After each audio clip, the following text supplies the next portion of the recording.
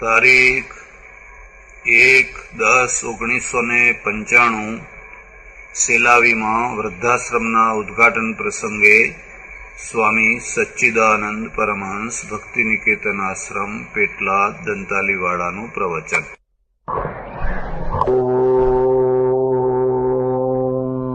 નમઃ શાંતાય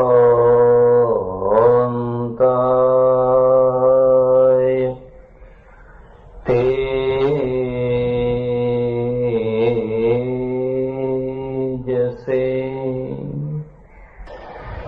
આજની સભાના પ્રમુખ સ્થાને બિરાજેલા ભાઈ શ્રી ભૂધરભાઈ,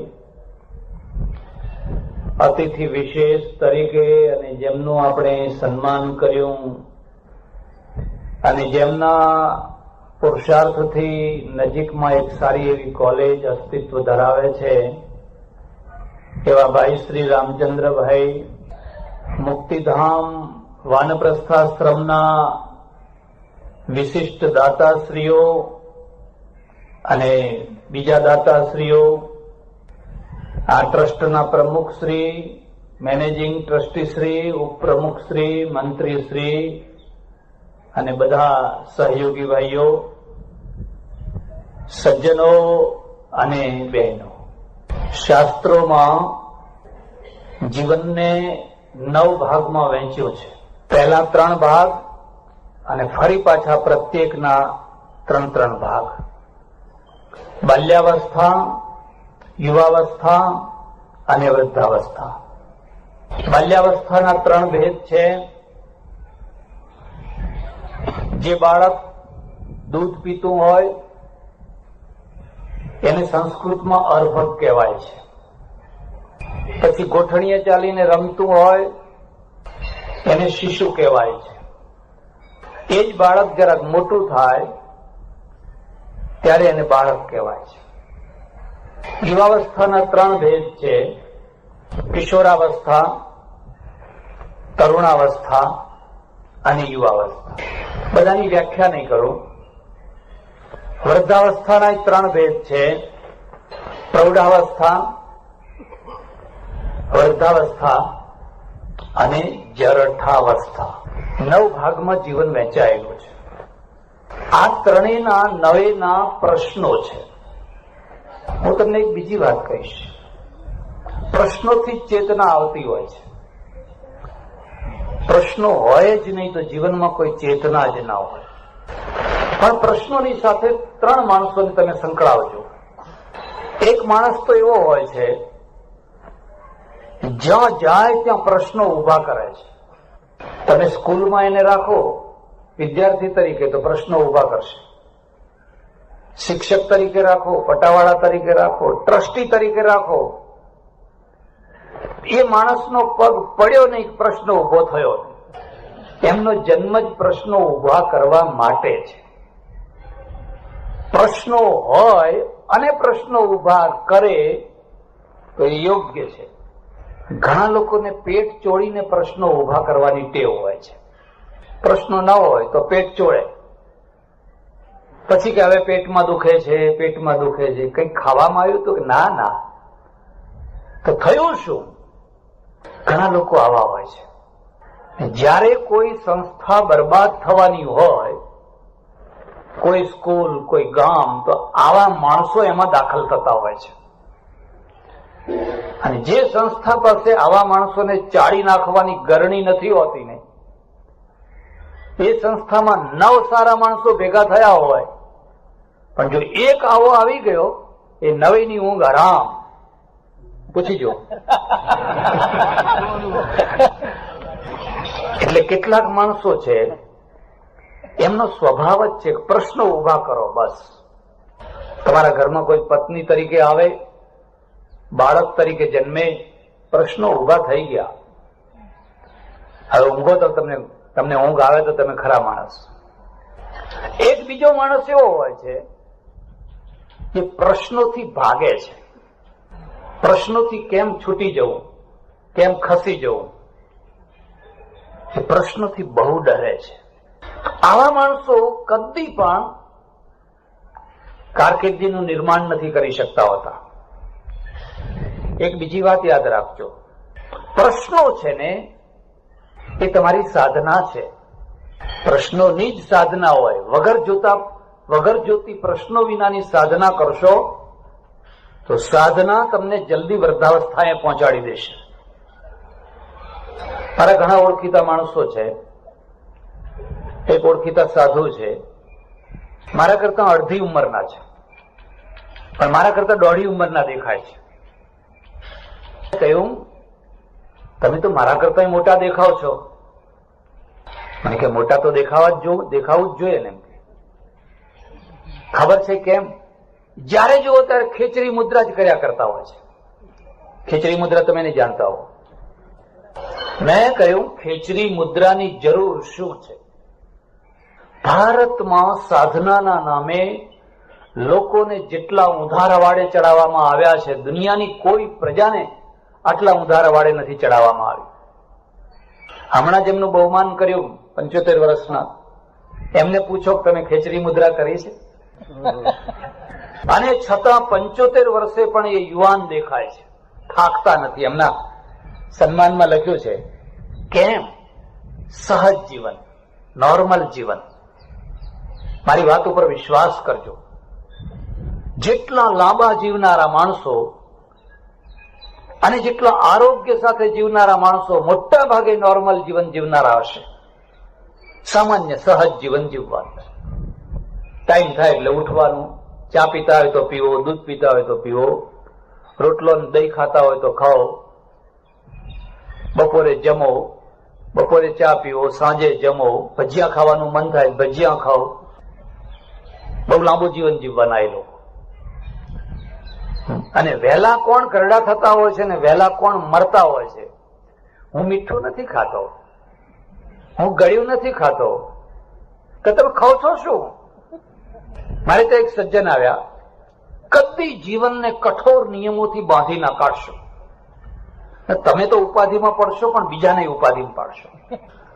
મારે તો એક સજ્જન આવ્યા, સવારે હું ચા પીવા એમને લઈ ગયો, એટલે ચા મૂક્યો એમના આગળ. મને કે આ ગાયના દૂધની ચા છે? મેં કહું હા, અમે ગાય આશ્રમમાં એક ગાય છે, આ ગાયના દૂધની છે. ખુશ થયા. પછી નાસ્તા માટે લાડુ મૂક્યો. મને કે ગાયના ઘીનો લાડુ છે? હવે યોગાનું યોગી પણ ગાયના ઘીનો જ હતો, એટલે મેં કહું હા. તો બહુ ખુશ થયા પાછા. આટલે સુધી તો બરાબર ચાલ્યું. પણ મને કે આ લોટ છે હાથની ઘંટીનો દળેલો છે? મેં કહું ના ભાઈ, એ નથી. તો મારે કામ નહીં આવે. તો મેં કહું ઘંટી ભેગા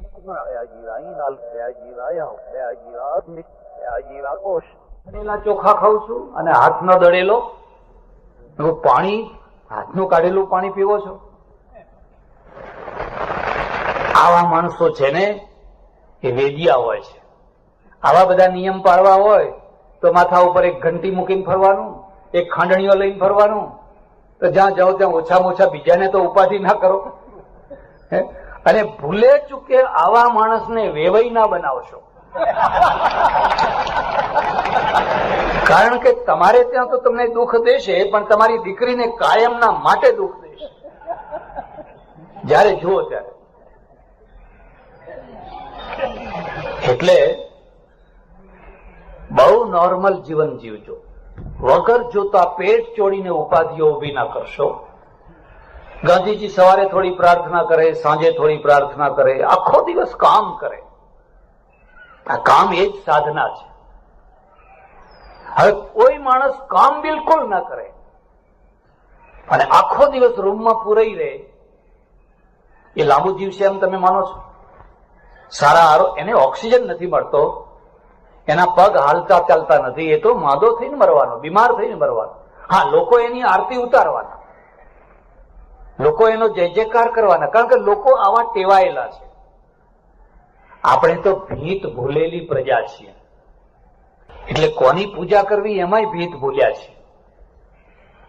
જો આપણે ભીત ના ભૂલ્યા હોત ને તો આ 75 વર્ષના વૃદ્ધ પુરુષનું જે સન્માન થયું એવા જ લોકોનું સન્માન કરતા હોત જેણે સમાજ માટે કંઈ ઘસારો સહન કર્યો છે.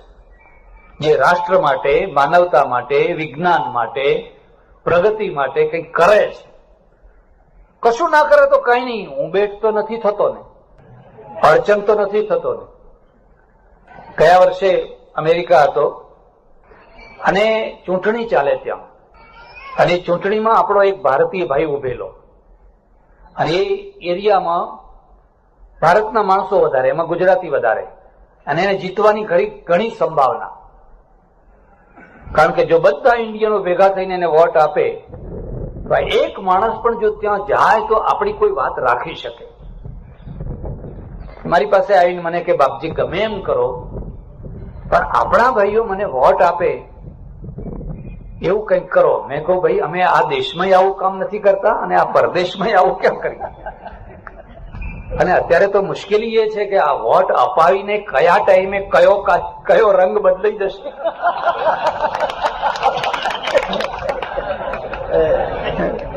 લોકો કે મહારાજ તમે કહેતા હતા ને વોટ આપો વોટ આપો વોટ આપો, આ તો બધા દ્વારકાના યાદવો નીકળ્યા. બધા યાદવા સ્થળી કરવા માટે વોટ આપ્યા તમે. તે છતાંય મારા મનમાં એવી લાગણી ખરી કે આપણો એકાદ માણસ પણ ત્યાં જવો જોઈએ. તે લોકોને બધાને ખૂબ સમજાય, જો તારીખ નજીક આવે છે અને તમે બધા કામ પડતા મૂકીને પણ મત આપવા જજો.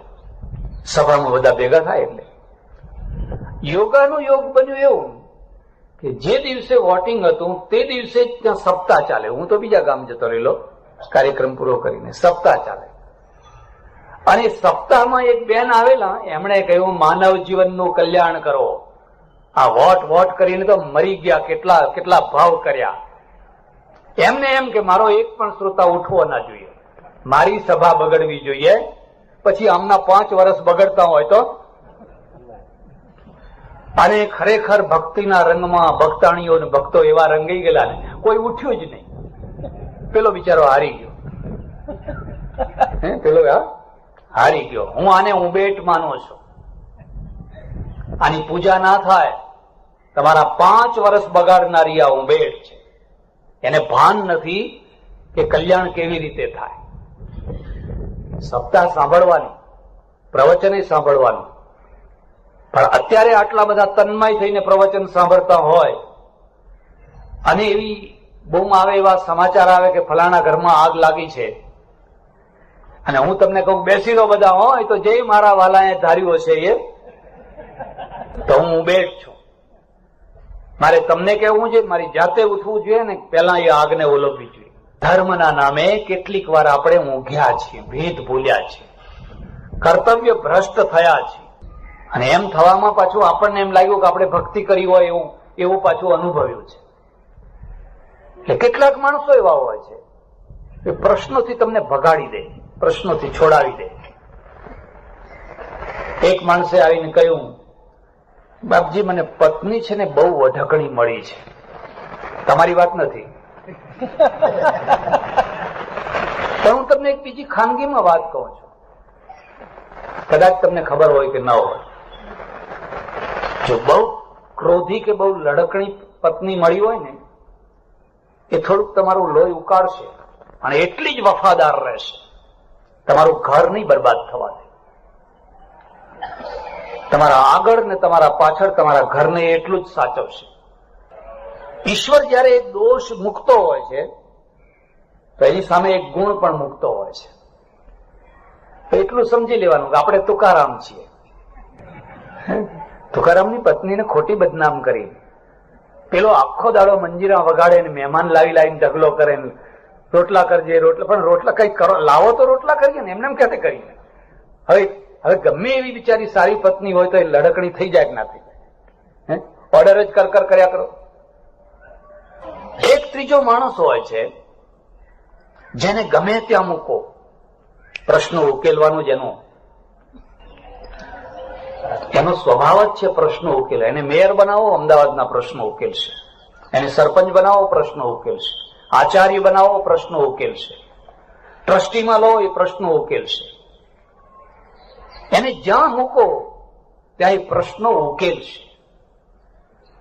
અને આવા જે પ્રશ્નો ઉકેલનારા માણસો છે એ જેટલા વિકટ પ્રશ્નો એટલા ઉકેલ વિકટ, એને જ મહાપુરુષ કહેવાય. વલ્લભભાઈએ પ્રશ્નો ઉકેલ્યા એટલે વલ્લભભાઈની આપણે પૂજા કરીએ છીએ. ગાંધીજીએ પ્રશ્નો ઉકેલ્યા એટલે ગાંધીજીને આપણે માનીએ છીએ. બસ પ્રશ્નો ઉકેલો. એમ બાલ્યાવસ્થાના પ્રશ્નો છે, યુવાવસ્થાના પ્રશ્નો છે, વૃદ્ધાવસ્થાના પ્રશ્નો છે, સંસારના પ્રશ્નો છે, આશ્રમોના પ્રશ્નો છે, સંસ્થાઓના પ્રશ્નો છે. એ તો આપણે નજીક જઈએ તો ખબર પડે. મારી દ્રષ્ટિએ વૃદ્ધાવસ્થાના પ્રશ્નો છે, અને વૃદ્ધાવસ્થાના પ્રશ્નો ઉકેલવામાં આ વૃદ્ધાશ્રમો એક મહત્વનો ફાળો આપે છે.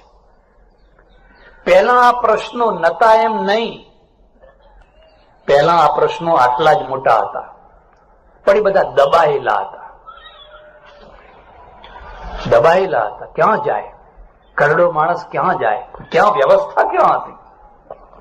એના માટે કોઈ વ્યવસ્થા જ ક્યાં હતી? આ તો છેલ્લા 25-30 વર્ષથી આપણો અભિગમ ધીરે ધીરે બદલાવા લાગ્યો, અને અભિગમ બદલાવામાં સારા સારા લેખકોની કલમ, કોઈની વાણી, એ બધાએ મહત્વનો ભાગ ભજવ્યો છે. ગુજરાત બદલાયું છે. રાજસ્થાનમાં જાઓ ને, હજુ ત્યાંનું ત્યાં જ રાજસ્થાન છે. મધ્યપ્રદેશમાં જાઓ, મધ્યપ્રદેશનો ઇન્ટિરિયર ભાગ આજે એની એ દશામાં છે. કારણ કે બદલાવનારા સુધારકો એમને મળ્યા નથી. પહેલા ઘરડા માણસો, થોડાક લોકો શ્રવણ હતા, કઈ બધા ઘરે ઘર શ્રવણ ના હોય. મેં ડોશીઓને ડોસાઓને હેરાન થતા, દુઃખી થતા, ભૂખે મરતા જોયા છે. ભરેલા ઘરમાં ભૂખે મરતા. ખાલી ઘરમાં ભૂખે મરે એ તો સમજ્યા, પણ ભરેલા ઘરમાં વહુ એને ખાવા જ ના આપે, કારણ કે સાસુ તરીકે એને એ જ કામ કર્યું હોય. વહુઓ નહીં ભૂખે મરાતી. આજે તો વહુ સિંહણ જેવી થઈ ગઈ. અરે થાય જ ને, વારા પછી વારો. એક ટાઈમ હતો કે વહુઓને દૂધ ના આપે, ઘી ના આપે. શાક થયું હોય તો વહુને શાક હોતું હશે, ભાત વહુને ના હોય ભાત, અને પૂરું ખાવાનું ના આપે. અને આપણે બધા જૂની વાતો કરીએ છીએ ને જૂની સંસ્કૃતિની વાતો કરીએ છીએ. જે ડોશીઓ એમને પૂછો કે તમે વહુ થઈને આવી ત્યારે તમારા સાથે કેવો વ્યવહાર થતો? અને પેલી સાસુ છે ને, એનું એક જ કામ હોય કે વહુ છે ને, રાજસ્થાનમાં તો આજે પણ ખાવાની વસ્તુ મૂકવાનો જે પેલો કોઠો હોય ને, એની કિલ્લી એટલે ચાવી સાસુની કેડમાં જ હોય. વહુને ના અપાય. વહુ અંદરથી કઈ કાઢીને ખાઈ લે તો એની ચાવી તો સાસુની કેડમાં જ હોય. તિજોરીની ચાવી જુદી રહી, આ તો ખાવાની જે વધેલી વસ્તુઓ મૂકી હોય એની ચાવી. એવું બધું ગોઠવાયેલું કે તમારે એકબીજાને કેમ જુઠ્ઠું બોલીને છેતરીને જીવવાની કળા તમારે શીખવી પડે.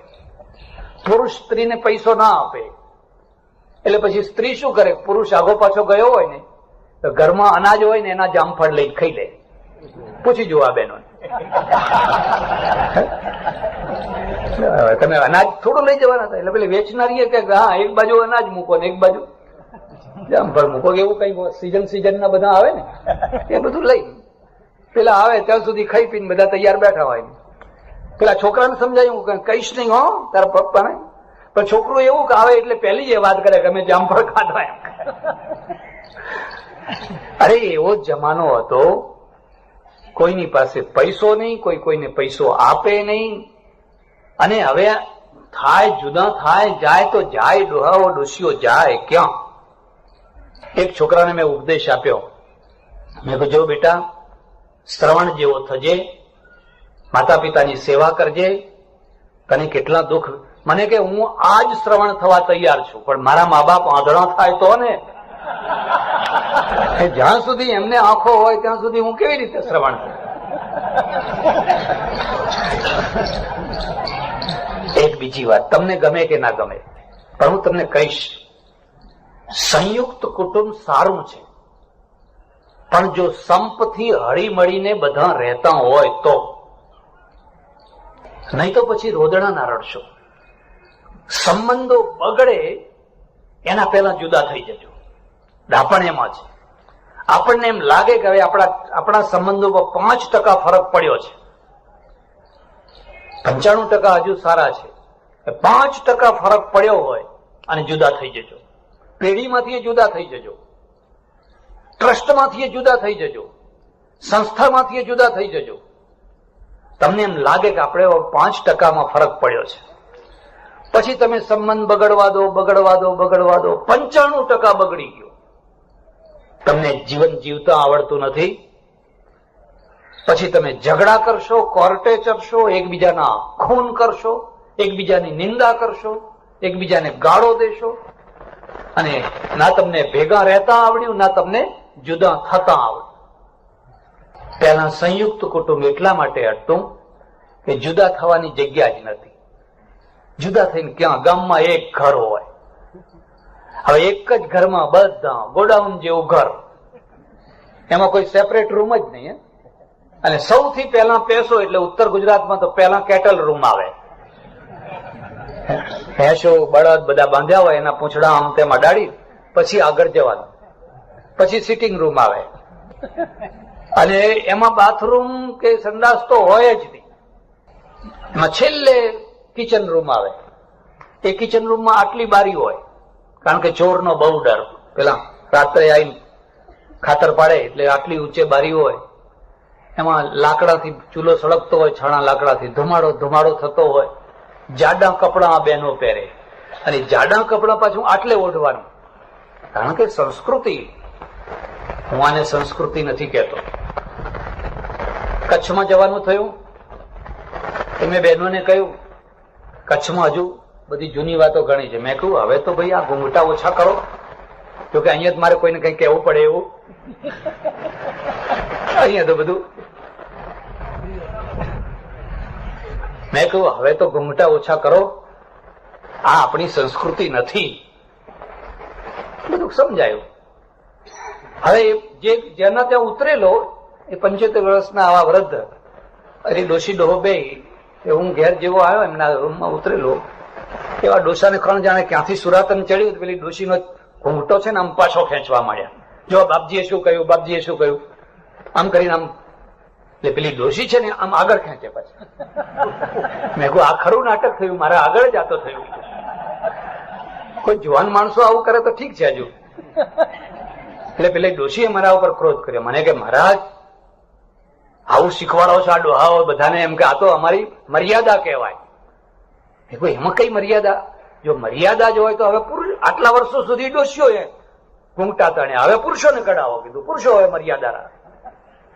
મને કે ના, સ્ત્રીના કપાળમાં લક્ષ્મીનો વાસ છે. હવે આ ડોશી શાસ્ત્રો, આવું કોઈ કાશી શાસ્ત્રમાં તો લખેલું, અમે તો આવું કોઈ જગ્યાએ વાંચ્યું નથી. હાથમાં કરાગ્રે વસતે લક્ષ્મી, એવું તો છે કે મહેનત કરો તો હાથમાં લક્ષ્મી છે. કરાગ્રે નો અર્થ એવો નહીં કે આમ હાથ જોયા કરો એટલે લક્ષ્મી આવે, એનો હાથનો ઉપયોગ કરો એમ. અને કે આ લક્ષ્મીનો વાસો તો કપાળમાં છે એટલે અમારે ઢાંકવું પડે છે. મેં કહ્યું બેન એ તો મેં આજ નવી વાત સાંભળી, એમાં લક્ષ્મીનો વાસો હોય તો ઢાંકવાની શી જરૂર છે? મને કે આપણી જૂની સંસ્કૃતિ છે. મેં કહું ઉભી રહે, આ બધા ફોટા જો, ઘરમાં બધા ફોટા લગાવેલા, શિવ પાર્વતીના, રાધા કૃષ્ણના, સીતારામના, બધા કેટલાય દેવદેવીઓના ફોટા લગાવેલા. મેં કહું આમાંથી કોઈએ લાજ કાઢેલી છે? દેખાય છે કોઈ? સીતાજીએ કાઢી છે, લક્ષ્મીજીએ કાઢી છે, રાધાજીએ કાઢી છે, આમાં કોઈ પાર્વતીએ કાઢી છે? આ તમારી જૂની સંસ્કૃતિ છે ને. અરે કેટલાક તો એટલા ઘસાઈને બેઠા છે કે એટલા તો અત્યારે જુવાનિયા નહીં બેઠતા હોય એવી રીતે બેઠેલા ફોટામાં છે. તમારે ઘેર જઈને જોવું હોય તો જોજો. મને કે મારે આજ ખરું ખોડી કાઢ્યું તમે. આ તમારા ઘરમાં જ હતું પણ તમને દેખાતું નતું. કીધું એટલે પહેલા ક્યાં જાય એ જાડા કપડા, એ પાછું આટલું ખેંચીને ઊંચા સાદે બોલાય નહીં, કોઈના સામે જોવાય નહીં, ગમે તે થતું હોય તો બોલાય નહીં, આટલું બધું કરી દીધેલું. અને આ બધું 80% બધો ભાર સ્ત્રીઓ ઉપર. પુરુષોને કઈ પાડવાનું નહીં, કશું જ નહીં. સંસ્કૃતિ બધી. અને સ્ત્રીઓ પછી એવી કે સૌથી વધારે રક્ષણ એ જ કરે, સુધારો ના થવા દે. તમે સુધારો કરવા તૈયાર થાવ પણ પેલા જલ્દી તૈયાર ના થાય. આવા એક ગામમાં ગયેલો, અહીં નજીક જ ગામ, ને સંન્યાસ આશ્રમમાં ઉતરેલો. પછી જોયું તો એક ટ્રેક્ટર આવીને ઉભું રહ્યું. બધી 25-30 સ્ત્રીઓ ઉતરી ને જેમ પેલા મર્દ માણસો લડવા માટે કેળ બાંધે ને બધા પોતાના હલ્લાથી જ કેળો બાંધવા માંડી. એક ડોહા બેઠેલા, મેં કહ્યું, અરે આ શું કરે છે બધા? મને કે આ એક માણસ મરી ગયા છે ને કૂટવા આયા છે એમ કે. કૂટવા માટે કેળો બાંધવી જરૂરી છે. અરે પછી કઈ પેલા જેમ રીધમ હોય ને, એ રીધમની સાથે આમ કૂટવાનું ચાલુ થયું. ખાસું ચાલ્યું. મળી ઘરડી સ્ત્રીઓ છે ને, જુવાન સ્ત્રીઓને ગોદા મારીને આગળ કરે, ફૂટો ફૂટો એમ કે, અમે પહાડા તોડ્યા, તમે તોડો. પછી 2-4 બહેનો આવી ગામમાંથી. મેં કહ્યું, ભાઈ આ કૂટવાનું બંધ કરો ને, આનાથી શું થતું હોય? તો શાસ્ત્રમાં તો ના લખી છે. શાસ્ત્રમાં તો એવું લખ્યું છે કે મૃત્યુની પાછળ કોઈ રડે તો એના આંસુ, એનું લીંટ, એના અંદરથી જે નીકળે એ બધું પેલાને સહન કરવું પડે. પ્રાર્થના કરો શાંતિથી, ગીતાનો પાઠ કરો, ઉપનિષદનો પાઠ કરો, ભગવાનનું નામ લો. મને કે ના મહારાજ, આ તો આપણી જૂની સંસ્કૃતિ છે. હવે આ એ સંસ્કૃતિ આજે ઘણી, મને લાગે આ તો ઓછી થઈ ગઈ હશે. હે, પ્રમાણમાં હજુ છે ઓછી. ના, લાવો, ફરીથી લાવો, પાછી લાવો. આ બધું કેવું કેવું, કેટલી કેટલી જાતની બધી વાતો આપણા અંદર પેસાડી દીધી લોકોએ. ત્યારે હવે એમાં કોઈનો સેપરેટ રૂમ નહીં.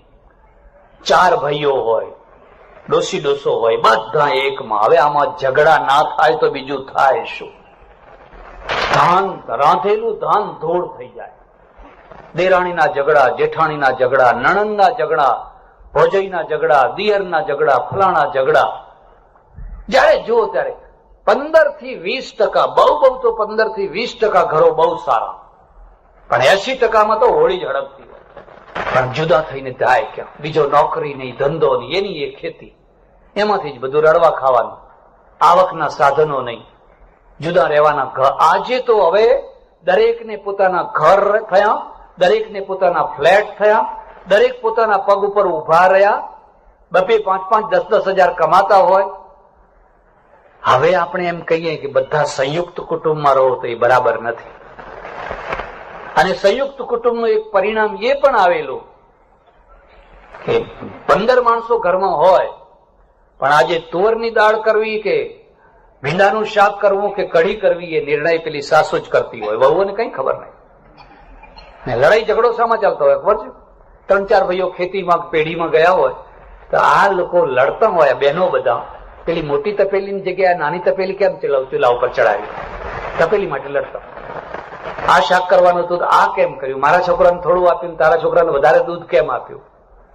નાની નાની બાબતમાં એવા ઝઘડા થતા હોય કે સાંજે જયારે પેલા ખેતીથી દુકાનથી પાછા આવે ને એટલે સીધા હોળીએ તાપ તાપી લેવાનો. ઉનાળાના તાપમાં લો, તાપો બેઠા. એટલે જો ઘરમાં પ્રેમ હોય, સંપ હોય, એકતા હોય તો સંયુક્ત કુટુંબ જેવી મજા નહીં. પણ જો એવું ના હોય તો આ મારી સલાહ તમે માનજો કે 5% મનભેદ થાય અને 95% સારા હોય એટલે તરત જ જુદા થઈ જજો અને વહેંચી લેજો. અને વહેંચવાનું જયારે થાય, કદી ત્રીજા માણસને ના બોલાવશો. એટલી દિલેરી રાખજો કે મોટો ભાઈ એમ કે નાના ભાઈને તારે જે જોઈતું હોય લઈ લે, વધે એ મારું. તમારાથી વધતા જે વધે એ મારું. અને સ્ત્રીઓને કહેજો તમે હમણાં બધા બહાર જાઓ, જાઓ પિયર જાઓ, અમે બધું વહેંચી લઈએ પછી આવજો, નહીં તો એ તમને શાંતિથી વહેંચવા નહીં દે. ડાયા હોય તો કઈ પ્રશ્ન જ નથી, પણ ડાયા હોય તો ને. અને હું એક તમને બીજી વાત કહું છું, ન કરે નારાયણ અને તમારે હાથે પગે ઘરમાંથી નીકળવાનું થાય તો હસતા હસતા હાથે પગે નીકળી જજો. અને જે હાથે પગે નીકળતા હોય છે ને એને સૌથી વધારે ઢગલો એના ઘરમાં થતો હોય છે. રામ અયોધ્યામાંથી હાથે પગે નીકળ્યા હતા. એવું નતું કે હવે આપણે 14 વર્ષ જેટલું લેવાય એટલું લેતા જાઓ, એ આગળ કામ આવશે. હાથે પગે નીકળ્યા હતા, પણ તે છતાં અયોધ્યા રામના ગજવામાં અયોધ્યા હતી.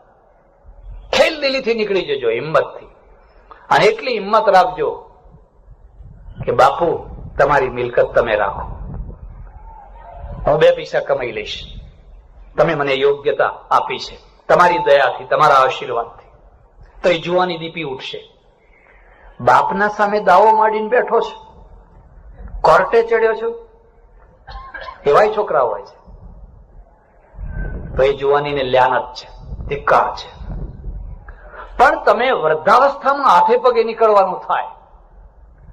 મારા ઓળખીતા 2 વૃદ્ધો, એક મારવાડી વૃદ્ધ, હું માલેગામમાં રહું, ઘણી વાર આવે મારી પાસે.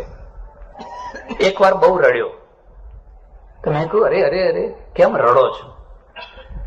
મને કે અમારા ગુરુના લગ્ન છે નાથદ્વારામાં ને મારે જવું છે. મેં છોકરા પાસે 250 રૂપિયા માંગ્યા, છોકરે ના આપ્યા. તો કીધું 250 રૂપિયા તમે પાસે ના રાખ્યા? મને કે સબ છોરે કો દે દિયો, સબ છોરે કો દે દી, મારવાડી. મેં તો બધું એમ કે છોકરાને આપી દીધું. હવે છોકરો લાખો રૂપિયા, દુકાન, બંગલો બધું આપી દીધું. હવે છોકરો મને પૈસો આપતો. કેટલીક ભૂલો ને જિંદગી ભર ભોગવવી પડતી હોય છે. કેટલીક ભૂલો એવી હોય કે થોડોક ટાઈમ ભોગવો પછી એનો નિકાલ આવી જાય. તો કેટલીક તો આખી જિંદગી ભોગવવી પડે. મેં કહું હવે તમે આખી જિંદગી રડ્યા કરો. મારા ઓળખીતા એક બીજા છે વૃદ્ધ, બધા છોકરાઓને લાઈને લગાવી દીધા. મને કે દલ્લો આપણી પાસે રાખવાનો, છોકરાને નહીં આપવાનો. કેમ એમ? મને કે એના પાસે લાંબો હાથ કરવો પડે પાછો. મરીએ એટલે એમ જ છે ને, પણ મરીએ ત્યાં સુધી આપણા હાથમાં રાખવાનો અને એમ કહેવાનું કે મારે તારો પૈસો જોઈએ, હું દાન કરીશ, ધર્માદો કરીશ મારા પૈસાથી, અને તને જરૂર પડે તો 1 લાખ 2 લાખ આપીશ, ઉપરથી આપીશ તને. પણ હું રોતો કકરતો કલયુગ આવ્યો, મારો છોકરો બગડી ગયો, અરે તું તારા ઘેર રહે, હું મારા પૈસાથી જીવન જીવીશ. આવા લોકોની વૃદ્ધાવસ્થા ધન્ય થઈ જતી હોય છે. રડ્યા, કમાયા, 5-25 લાખ રૂપિયા કમાયા, છોકરાને આપો, વહુને આપો, બધાને આપો, પણ પાછલી જિંદગી તમારે પરાધીન ના થઈ જવું પડે, લાચાર ના થઈ જવું પડે. એટલી હદે તો ભોળા ના થાવ. એટલી હદે ભોળા થાવ તો ગાંડા કહેવો તમે. મને કે આજે હું મારા છોકરાઓને મદદ કરું, મારે જ્યાં જવું હોય ત્યાં દાન ધર્માદો કરું, મારા પૈસા મારી પાસે છે. એટલે અને એક બીજી વાત હું તમને કહું છું, સંબંધનો ભરોસો કર્યા વિના છૂટકો નથી. નહીં તો તમે વેપાર નહીં કરી શકો. પણ સંબંધ છે એ કદી પણ 100% ભરોસા પાત્ર નથી હોતા. જયારે તમારા નબળા સંબંધો તૂટતા હોય છે ત્યારે કોઈ દુઃખ નથી થતું હતું. પણ તમારા જયારે સારામાં સારા સંબંધો, તમારા ગાઢ સંબંધો, અત્યંત વિશ્વાસ ભરેલા સંબંધો જયારે તૂટતા હોય છે ત્યારે એની વેદના, એની પીડા, એનો આઘાત અસહ્ય હોય છે. અને એ સંબંધો જયારે અપેક્ષાઓથી ભરેલા હોય છે, મારો દીકરો, મારો દીકરો, મારો દીકરો, મારા ભાઈ, મારા ફલાણા હોવું જ જોઈએ.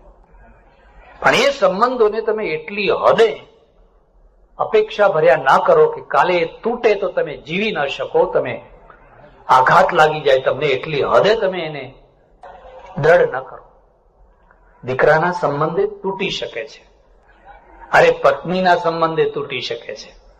વૃદ્ધાવસ્થા આવે અને પત્ની જોએ કે હવે આ ડોહામાં તો કઈ નથી, એટલે છોકરા ભેગી પડી જાય. છોકરા ભેગી ભળી જાય એનો વાંધો નહીં, એનો છોકરો છે, એમાં કશો વાંધો.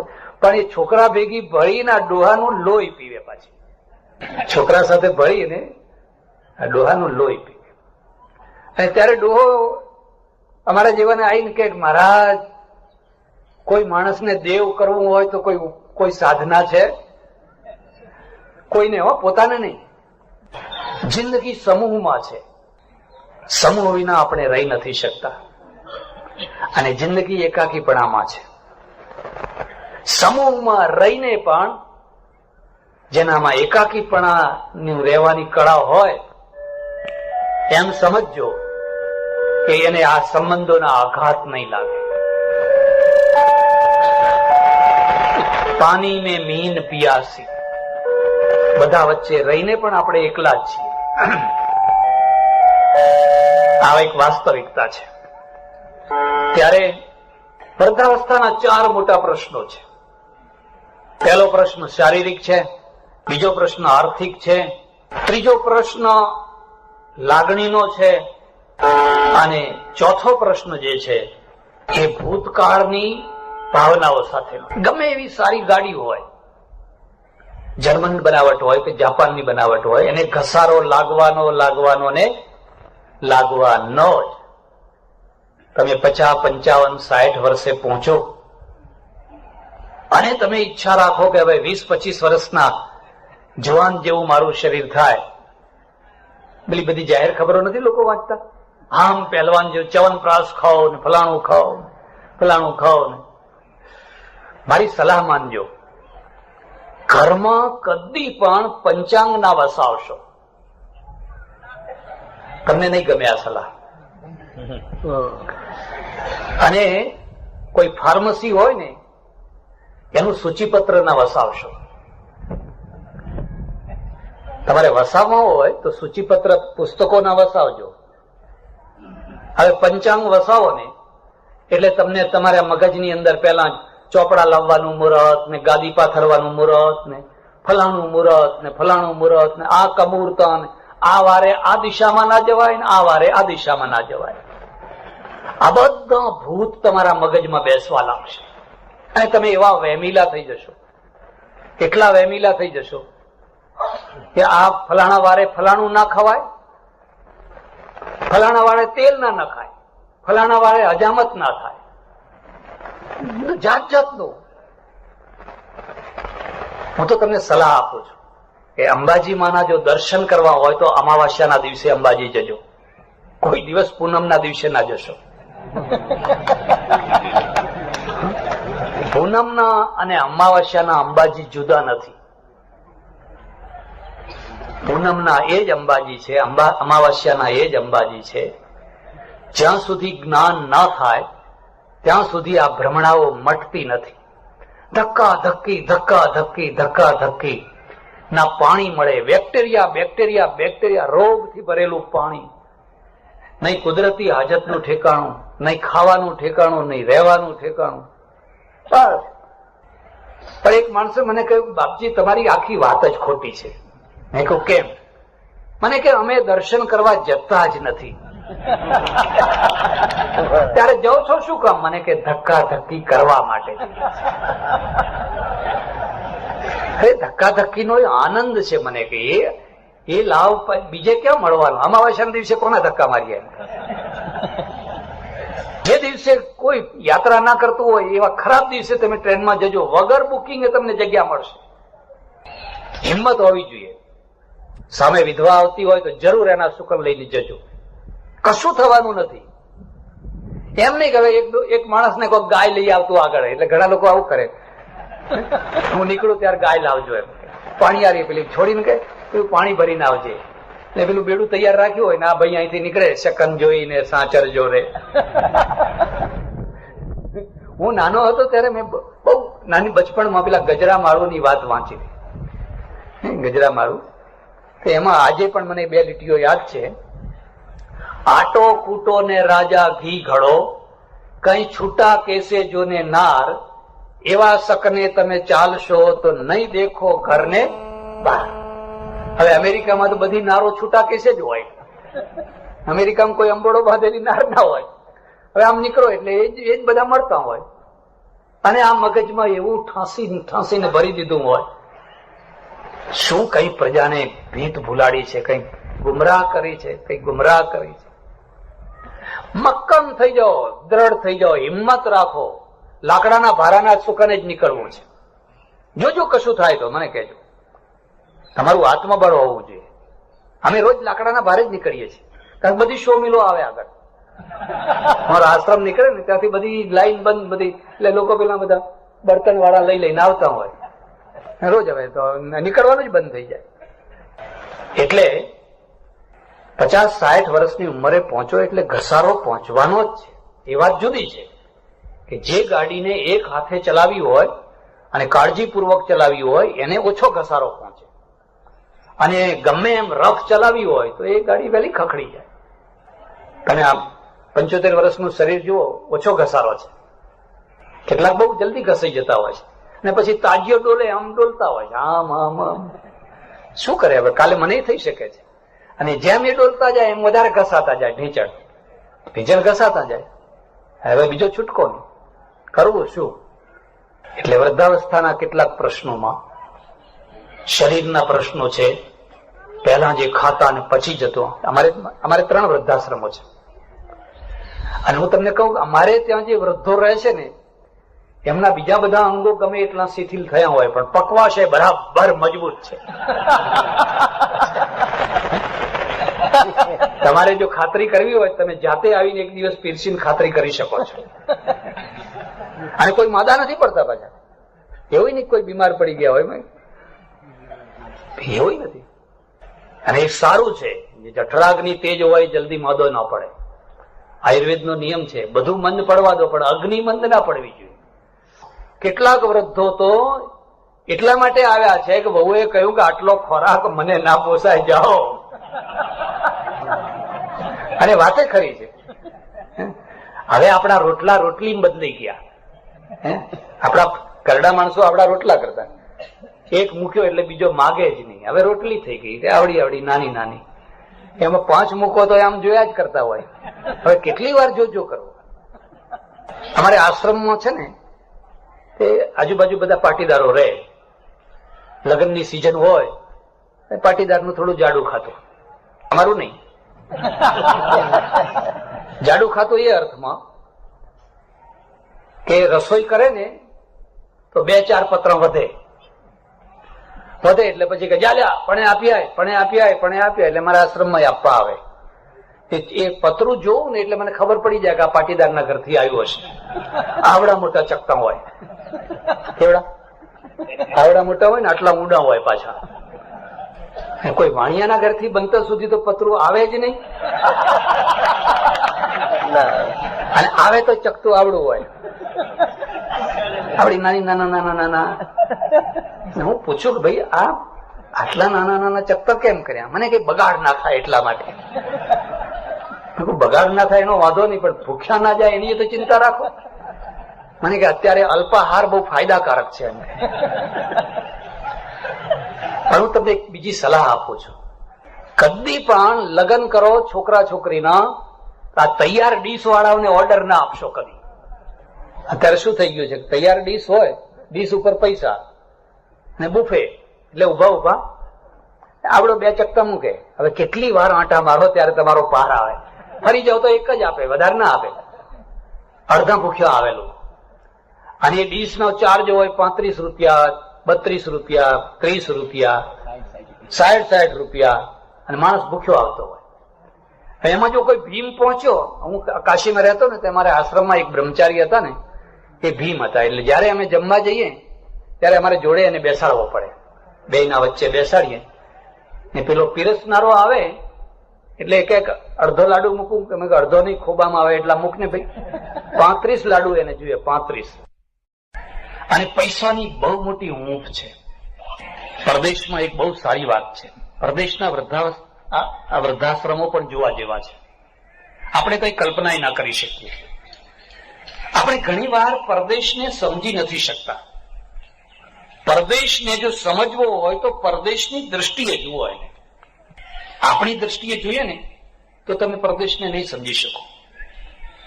એ વૃદ્ધને ફ્લેટ આપે, રૂમ નહીં, ફ્લેટ. એને જમવાની, એને ટીવી, એને સિગરેટ, એને બિયર, એને વોર્ડન, એને ફરવા લઈ જવાની બધી સગવડ. એવું થાય કે આપણા ત્યાં શ્રીમંત માણસોને પણ ન સગવડ હોય એટલી સગવડ એને મળે. આખું વેલફેર સ્ટેટ હોય એટલે એને આર્થિક કોઈ તકલીફ ન હોય. આપણા દેશમાં તો આર્થિક તકલીફ છે. ઘણા વૃદ્ધો પગ ઘસતા હોય, પગ ઘસી ઘસીને મરતા હોય. હવે સરકારે કઈ 120 કે એવું કંઈક કર્યું છે, પણ હવે એ બધાને તો કઈ મળતા નથી ને. મળે ને નાય મળે ને એવું બધું, પણ છતાં એટલું સારું થયું છે. ત્યારે આ વૃદ્ધાશ્રમો છે એ અર્થમાં સફળ છે. અમે નોમિનલ ચાર્જ અમારે ઊંઝામાં અને દંતાલીમાં ખાલી 100 રૂપિયા જ લઈએ છીએ. અને 100 રૂપિયા તો કઈ નહીં, કોબામાં થોડું વધારે લઈએ છીએ. આ બંને જગ્યાએ તો 100 રૂપિયા જ લઈએ છીએ. એમાં 2 ટાઈમ ચા મળે, 2 ટાઈમ જમવાનું મળે, 1 ટાઈમ દૂધ મળે, ગરમ પાણી મળે, લાઈટ, દવાખાનું, ખાટલો, ગોદડું, મચ્છરદાની, આ બધું મળે. 100 રૂપિયા એટલે કશું જ નહીં. એને એમ થાય કે હું પૈસા આપીને રહું છું, મફત નથી રહેતો. અને કેટલાક લોકો એવા હોય કે મફત ખાવાનું એટલે જાણે ગરદન મારવાનું થાય એવું એમને દુઃખ થતું હોય. અને હું તમને બીજી સલાહ આપું છું, ભલામણ કરું છું. તમારા છોકરાને જો સંસ્કારી બનાવવો હોય, બહુ ટીલા ટપકા કરતા ના શીખવાડશો. કરવા હોય તો કરજો, જો પણ હું એને બહુ મહત્વ નથી આપતો. ઘણી વાર તો એવું થતું હોય કે જે ગામમાં ઘેરે ઘેર કઈ ઉઘરાણું કરવા આવતા હોય ને, ગામની બહાર પડ્યા હોય, અને જો એમને તમે ટીલા ટપકા કરતા જુઓ તો કઈ તિલક કરે, કઈ તિલક કરે, કઈ તિલક કરે, બધા આખા શરીર ઉપર જાત જાતના. અને પુરુષો બધા બહાર ગયા હોય ત્યારે બહેનો જ એકલી હોય ત્યારે બધા આવવાના. બસ ચાવલ દે દો, સબ ગુરુ ભાઈ વહાં બહાર પડે. ને થેલી એવડી કાઢે કે તમારા આખો ડબ્બો ખાલી થઈ જાય, એવડી લાંબી થેલી કાઢે. કમંડલ ફૂટેલું જ રાખે. કમંડલ દેખો, કમંડલ લાના હે. એટલે તમે 50 રૂપિયા આપો, જે હાથમાં આવ્યા એ ખરા, પણ એ કમંડળ નહીં આપવાનું. પછી એ કમંડળ તો કાયમનું થઈ ગયું. બહુ સરસ, ઠીક છે, હવે કોઈને કરવા હોય તો કરે. ત્યારે તમારા છોકરાને સંસ્કારી બનાવવો હોય તો ડુંગળી ના ખાજે, લસણ ના ખાજે, એવું બહુ ના શીખવાડશો. અને કોઈને ખરું લાગે ખોટું, હું તો તમને કહું છું, બને એટલી ડુંગળી ખાજો, બને એટલું વધુમાં વધુ લસણ ખાજો. તમે નહીં ખાઓ તો બીજું ખાશો શું? અત્યારે બીજું આપણે શાકાહારી પ્રજા, હવે આ એક ખાવા જેવી આ 2 વસ્તુઓ, એની પાછળ અમે બધા ધર્મગુરુઓ પડી ગયા. તમોગુણી, તમોગુણી, તમોગુણી એમ કરીને. અને મારો અનુભવ છે કે આ ન ખાનારા વધારે તમોગુણી હોય છે. ખાનારા કરતા ન ખાનારા ભરોસો ન કરાય, ક્યારે તમને કાપી નાખે, વેતરી નાખે. ભરોસો ન કરાય. એટલે બને એટલી ડુંગળી ખાજો, બને એટલું આજથી જ ઘરમાં શરૂ કરજો. લસણ ખાજો, છીક ખાવાની જરૂર નથી. ગાંધીજી રોજ ડુંગળી ખાતા ને મોરારજી દેસાઈ ઠેઠ સુધી લસણ ખાતા. લસણના કારણે એ લાંબુ જીવ્યા. અને અમારે ત્યાં આયુર્વેદમાં તો એની બહુ મોટી મહિમા છે. ભીત ભૂલ્યા છો, ભીત. પેલી પશ્ચિમની પ્રજા બધું ખાય છે અને એ જેટલી પ્રામાણિક છે, આપણે એટલા પ્રામાણિક છીએ? એમના ત્યાં કદી આવા 2 પક્ષ તૂટીને 2 ભેદ પડતા કે ઝઘડા કરતા કે એવા કોઈ જગ્યાએ અમેરિકામાં કે ઇંગ્લેન્ડમાં કદી આવું થયું તમે જોયું? આ તો બધા રોજ દીવો ધૂપ ને આરતી કરે પાછા. મારા જેવાનું કઈક અનુષ્ઠાન કરજો ને અમારા માટે. એટલે બે ના પાછા અનુષ્ઠાન કરવા બેસી ગયા હોય. હું તમારો યજ્ઞ કરું, પેલો કે હું તમારો યજ્ઞ કરું. આ ખોટી વાત છે. ત્યારે છોકરાને એક જ શીખવાડજો, એક જ વસ્તુ શીખવાડજો, બધા ગુણ એમાં આવી જશે. અને એટલું શીખવાડજો કે બેટા, કોઈનું મફતનું ના ખાઈશ, કોઈનું હરામનું ના ખાઈશ. બસ, બાકી કશું શીખવાડવાનું નથી. મફતનું ખાવું હજુ ઠીક છે, પણ કોઈનું હરામનું ના ખાઈશ. અત્યારે આ દેશમાં કઈ હરામનું ખવાય છે, કઈ હરામનું ખવાય છે. ઓહો. સરકારી ઓફિસરોને પૂછો, કર્મચારીઓને પૂછો, સરકારી ઓફિસરોને પૂછો, કર્મચારીઓને પૂછો, સવારથી સાંજ સુધી એક આટલી કલમ નથી ચલાવતા. લીલા લહેર અમારું કોળીઓ સામે આવે તો પૂછો તો ખરા કે આજે મેં 300 રૂપિયાનો પગાર લીધો, એ 300 રૂપિયામાંથી 3 રૂપિયાનું કામ કર્યું કે નહીં? અને ધક્કા ઉપર ધક્કા ખવડાવતા હોય, જાઓ કાલે આવજો, પરમ દિવસે આવજો. એકવાર ચેરિટી કમિશનરના મારે જવાનું થયું. એક બેનની પાસે મારું ફાઇલ કાગળિયું, હું ઝોકા ખાવા માંડી. મેં કહ્યું, બેન, હું ઠેઠ દંતાલીથી વડોદરા આવ્યો છું અને મેં પાણી હજુ પીધું નથી, અને તમે આ મને કે કાલ નવરાત્રીના ગરબામાં ગઈ હતી તો મને ઊંઘ આવે છે, એટલે હવે તમે ફરી આવજો એમ. હવે હું દુર્વાસા ના થઉં બીજું શું થયું? હવે હું દુર્વાસા નતો. મેં કહ્યું નવરાત્રીના ગરબા ગાવાનો પગાર લો છો? અને એવો ભબક્યો આખી ઓફિસ માથે લઈ લીધી. એટલે પેલા ચેરિટી કમિશનરના ત્યાં અવાજ પહોંચ્યો. એ દોડતો આવ્યો, સ્વામીજી અહીંયા આવવાનું.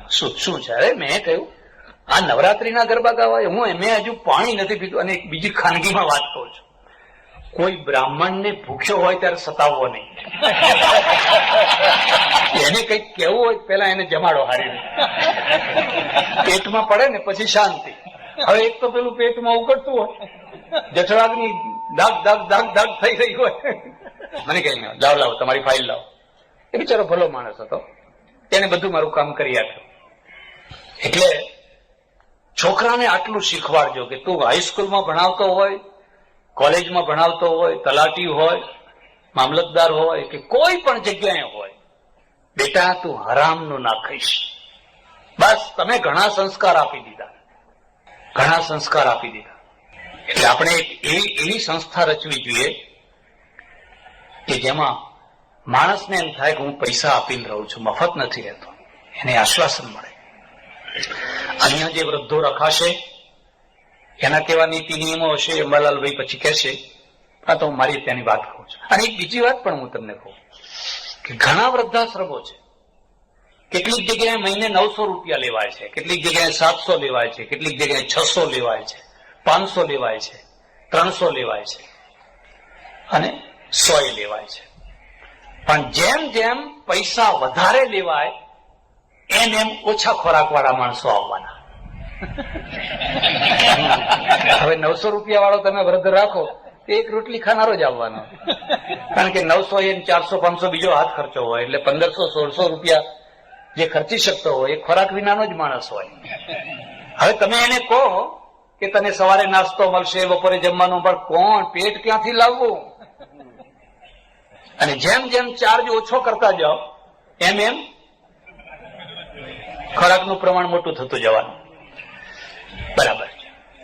એટલે આ બીજો પ્રશ્ન છે. આ વૃદ્ધાશ્રમો એટલા માટે છે કે ઓછામાં ઓછા પૈસેથી પણ કોઈ માણસ પાછલી જિંદગી સ્વમાનપૂર્વક જીવન જીવી શકે. સબસિડાઇઝ કરવાનું છે. અને એ સબસિડી ક્યાંથી મળવાની છે? આ બધા દાતાઓ પાસેથી. આવો તમે એક તિથિ નંદાવો.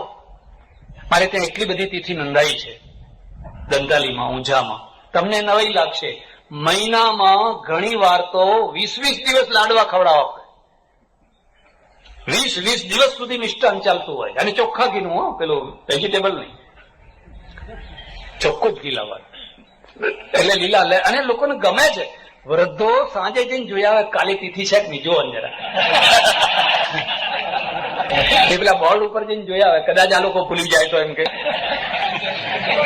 ગળ્યું ને બીજું બધું. અરે ખાવા દો, આનંદથી ખાવા દો. પાછલી જિંદગી શાંતિથી લહેર કરવા દો, આનંદથી. એક એવી તિથિ યોજના મારે ત્યાં એક દિવસમાં 3-4 તિથિઓ લખાયેલી છે. એટલે કોઈ પ્રશ્ન નથી.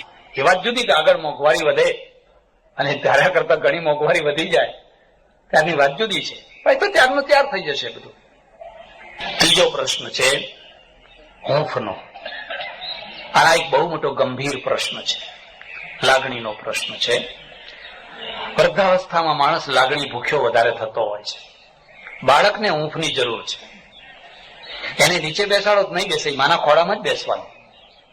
અરે બીજાની વાત જવા દો, તમારું કૂતરું છે ને, એ કૂતરું તમારી જોડે બેસવાનું. ખેતરમાં ખાટલો ઢાળ્યો હોય, ખાટલાના નીચે બેસવાનું. ઉઠાડીને કાઢી મૂકો, ફરીને પાછું આવીને ત્યાં બેસવાનું. એને શું મળે છે ખાટલાના નીચે બેસવાથી? શું મળે છે? એને હૂંફ મળે છે. આ મારો માલિક છે, આ મારો રોટલો આપનારો મારો માલિક છે ને હૂંફ. તમારી જોડે જયારે કોઈ બેસે છે, તમારા ત્યાં પ્રસંગમાં કોઈ સારા માણસો આવે છે, તમને હૂંફ મળે છે. તમે માદા હોવ, તમે મરણ પ્રસંગમાં હોવ કે લગ્ન પ્રસંગમાં હોવ, 5-25 સારા માણસો આવી એટલે આપણે કઈક બેસણું નહીં, બેસનો અર્થ કે ભાઈ બેઠા લોકો જુએ કોણ નથી આવ્યું, કોણ આવ્યું છે ને કોણ અને નથી આવ્યું. એનું એક દુઃખ થતું હોય છે કે નથી આવ્યા.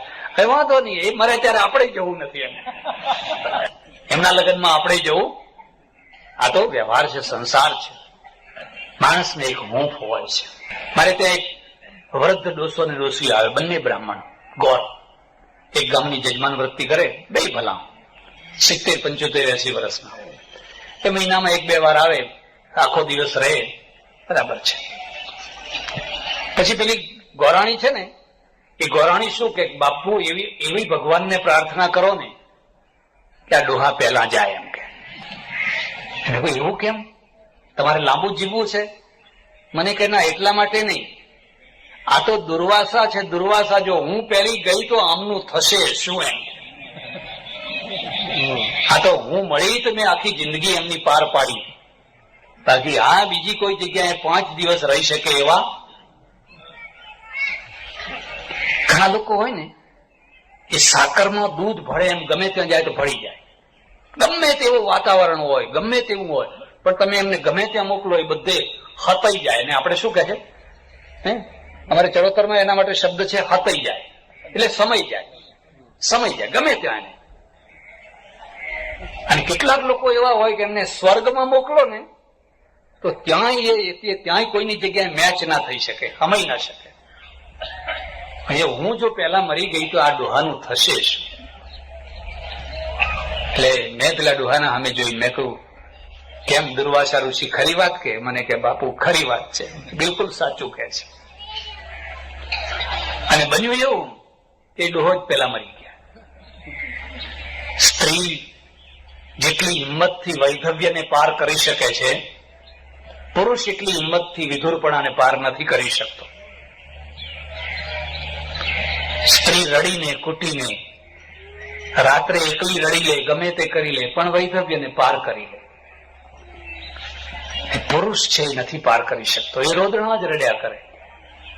એ ગઈ ને મારું જીવન ગયું, એ ગઈ લે. પણ જીવતી હતી ત્યારે શું કરતો હતો? ત્યારે ગરમ ગરમ વાટકી મારે પાછો.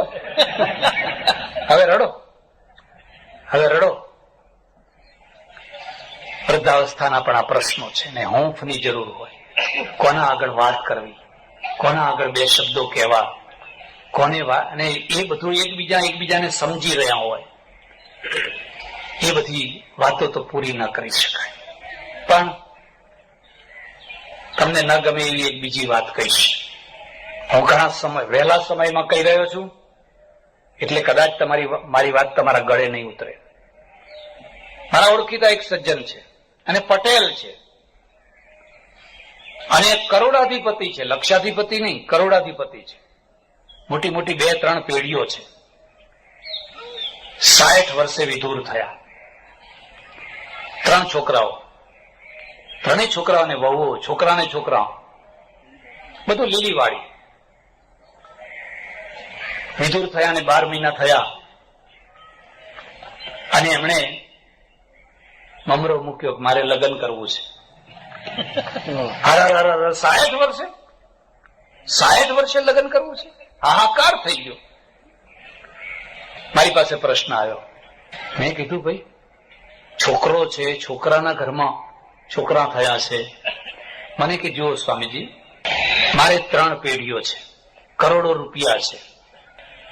હું સાંજે મારી પેઢી ઉપરથી થાક્યો પાક્યો જયારે ઘેર જઉં છું, 3 વહુઓ છે, કોઈ મારો ભાવે પૂછતી નથી. એમ અંબાલાલભાઈએ કહ્યું ને, હું ભલો અને હુંતી ભલી. હુંતી ભલો અને એના છોકરા છે, એ છોકરા જ રાખવા માટે બીજા માણસો રાખ્યા છે. કાં તો આબુ મોકલી દીધા છોકરાને, કાં તો કઈ મોકલી દીધા છે. હવે પેલા 2 સાંજે ફરવા નીકળી જાય, હું એકલો ઘરમાં, અને ઘર મને કરડવા દોડે. મને કઈ ગરમ ચા પીવી હોય, આમ કઈ જોઈતું હોય, ફલાણું ખાવું હોય, આ ખાવું હોય, જાણે હું તો મારા ઘરમાં જ અનાથ થઈ ગયો, દયામણો થઈ ગયો. ઓહો, સિંહ જેવો આ ઘરમાં હતો, આ બંગલો મેં બાંધ્યો, આ બધું મારું કરેલું, મારા ઘરમાં હું દયામણો થઈ ગયો. બોર જેવા આંસુ પડે. મારે શું કરવું? ઘણી વાર તો મારા ધોતિયા બાથરૂમમાં એમ ને એમ પડ્યા હોય. ત્રણેય બહુ મોડી ઉઠે, હું વહેલો ઉઠું, કઈ ઠેકાણું જ ના હોય, કશું ઠેકાણું ના હોય. ગરમ પાણીનું ઠેકાણું ના હોય, દાંતણનું ઠેકાણું ના હોય. મારી હાથે લઈને દાંતણામાં આમ ટૂચ ટૂચ પથરાથી ટીપું. પેલા કે બ્રશ કરો ને. હવે મેં બ્રશ, મને ટેવ નહીં, મને પહેલેથી આ દાંતણની ટેવ. એટલે મેં એકવાર કઈ કરતા આમાં બુદ્ધિ આવે એમ ભણેલી બહુ, એને મેં કહ્યું, બેટા તારી બા તો કેટલું કામ કરતી, મારા ધોતિયા ધોઈ નાખે, ગરમ પાણી મૂકી દે, મારે કદી કશું માગવું ના પડે, ચા મૂકી દે, ગરમ ગરમ રોટલી આપે. એ થાવકી બહુ એ ધીરે ધીરે કહ્યું, બાપુજી ગાંધીજીનો સિદ્ધાંત અપનાવો સુખી થવું હોય તો.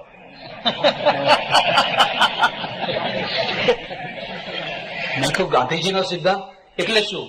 એટલે કે એનો અર્થ એ કે જાતે ધોતિયું ધોઈ લો, પોતાનું કામ બધું, ચૂલો જાતે, ચા મૂકી લો, બધું જાતે કરી લો. છેલ્લા 3 મહિનાથી હું એટલો દુઃખી થયો છું, એટલો દુઃખી થયો છું કે મારા ઘરની અંદર મને એમ લાગે છે કે જાણે હું અનાથ આશ્રમમાં આવી ગયો હું. એટલે મેં નિર્ણય કર્યો કે હવે ચાલો હાઈટ તો હાઈટ, પણ હવે મારે પરણવું છે. અને આ 3 પુત્ર વધુઓની શોખ લાવલી છે. પાટીદાર ખીજાય એટલે પછી ભલું પૂછો. એક બીજી વાત તમને કહું. પહેલા માણસ બહુ જલ્દી વૃદ્ધ થઈ જતો, હવે એટલું જલ્દી માણસ ઘરડો નથી થતો. પહેલા તો વનમાં પ્રવેશે એટલે ગરડા, એમ કે કાકા હવે તો વનમાં પ્રવેશ્યા તમે, એમ નીકળ્યા તો નીકળ્યા. આજે તો 80-85 વર્ષ સુધી માણસ સારી રીતે જીવતો હોય છે. એટલે પહેલાના 60 વર્ષ ને આજના 60 વર્ષ એક ના સમજી લેશો. આજના 60 વર્ષ તો પહેલાના 40 વર્ષ જેવા છે. માણસ હવે જલ્દી વૃદ્ધ નથી થતો. કેલેરી વધી, એનો ખોરાક બદલાયો, ખોરાક સારો થયો છે, અને દવાઓ થઈ, વગેરે બધું થયું. હવે આને શું કહેવું? મારા સામે આ પ્રશ્ન આવ્યો, મારે આને શું કહેવું? હું જો એને એમ કહું કે હવે જે હોય, છોકરાઓ ભેગા, વહુઓ ભેગા, પડ્યું પનારો, પણ મને કે ભાઈ જો તમે મને ખાતરી આપતા હો કે હું 62-63 વર્ષ સુધીમાં તો દેવ થઈ જઈશ તો બરાબર છે. પણ જો મારે 85-90 વર્ષ સુધી જીવવાનું હોય તો આ પાછલી જિંદગી મારે કાઢવી કેવી રીતે? હવે શરીર એનું બહુ સરસ, શરીર સુંદર પાછું. તમે એને શું સલાહ આપો? તમે એને શું સલાહ આપો? આપણે પરિવર્તન કરવું પડશે. અને આવું કોઈ હોય અને આવી પરિસ્થિતિ હોય તો એ 60 નો કોઈ 40-50 ના આસપાસમાં મેળ પડતો હોય તો એ પણ એક સમૂહ લગ્નનો કાર્યક્રમ કરવા જેવો. એમાં ટીકા નહીં કરવાની. એટલે આટલી ઉંમરે શું સૂજ્યું એવું નહીં, તો હવે શું બિચારો કરે, પાછલી જિંદગી કાઢે કેવી રીતે? આ ઘરડા ઘરમાં આવે તો અહીં તો બહુ તો ખાવાનું આપે. માણસની આવશ્યકતાઓ છે, માણસની જરૂરિયાતો છે. સમય રહેતા જે જરૂરિયાતો છે એ ન પૂરી કરવામાં આવે તો પછી માણસ આડો અવળો ફંટાય. વિધવા લગ્નો નતા થતા તો એમાંથી ઘણા દૂષણો ઉભા થતા હતા.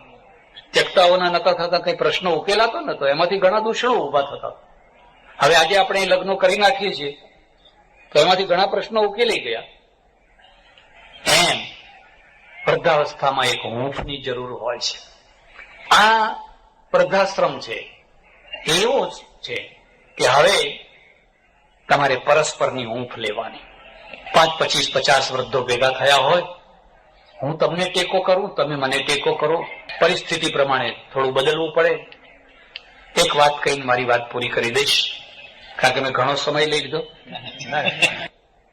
સ્વભાવ જેવો કોઈ મિત્ર નહીં ને સ્વભાવ જેવો કોઈ દુશ્મન નહીં. વૃદ્ધોને સૌથી મોટામાં મોટો જે પ્રોબ્લેમ છે ને એ પોતાના સ્વભાવનો છે.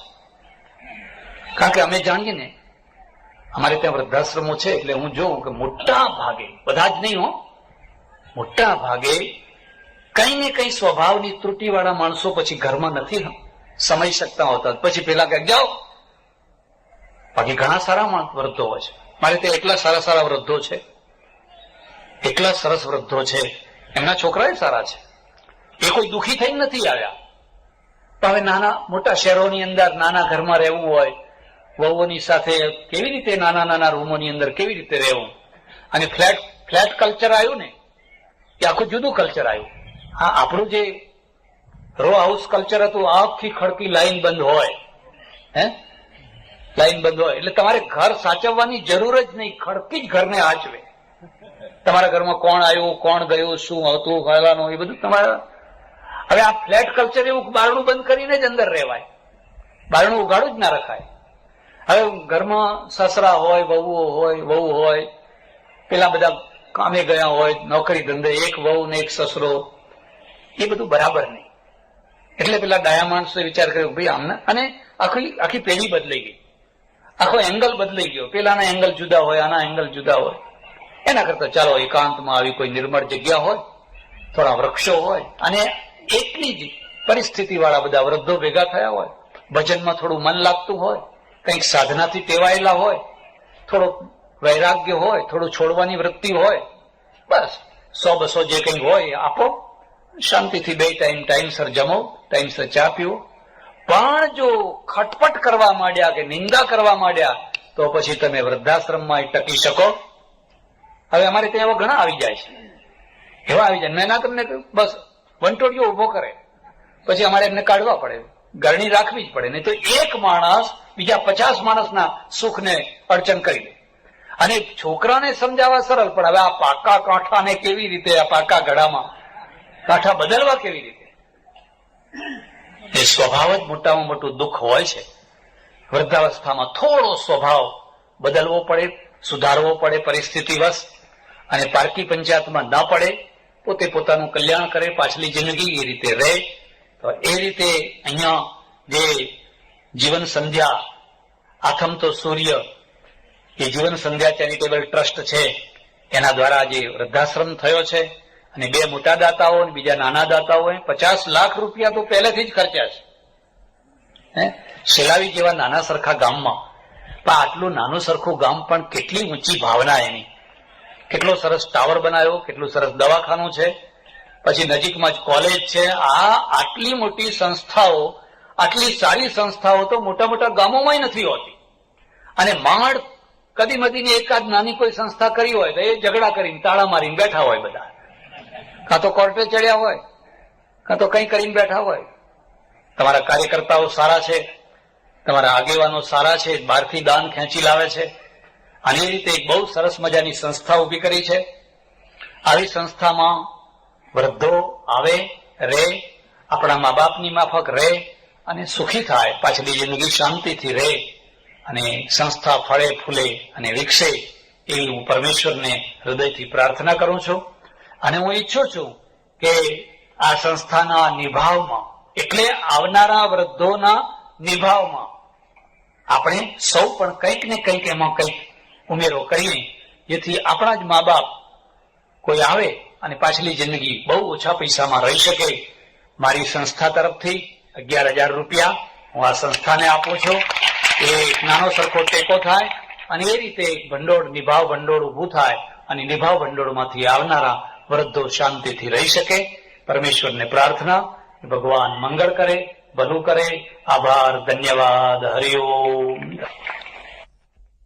તારીખ 17/3/1993 ઉમંગ પરિવારમાં અમદાવાદમાં વૃદ્ધોની સભામાં સ્વામી સચ્ચિદાનંદજીનું પ્રવચન.